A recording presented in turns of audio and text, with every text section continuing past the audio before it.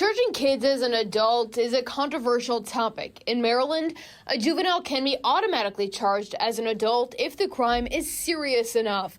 If a kid is at least 16 and accused of crimes like kidnapping, second-degree murder, second-degree rape, or armed carjacking, they can automatically be charged as an adult. Or, if the suspect is 14 and older, charged with a crime that could result in a life sentence if convicted. A young defendant can request a transfer waiver, moving them to the juvenile system if deemed appropriate by a judge.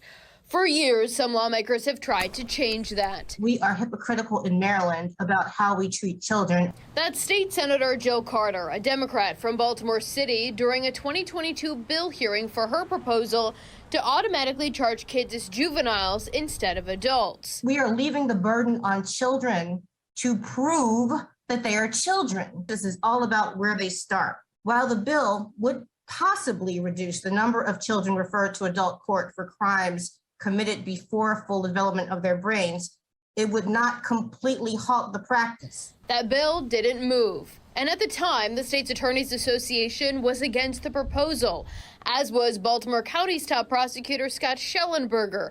Writing in this 2022 opposition testimony, this is a dangerous and misplaced change in Maryland law. Now, juvenile court has very serious time constraints. Schellenberger says a tighter time frame in the juvenile system could impact investigations. So you're going to be constantly pushing the case back while you're probably still trying to now wave them up to adult court, which we would hopefully still have the ability to do that. Last session, lawmakers spent a significant amount of session debating what crimes a juvenile could be charged with, expanding possible jurisdiction.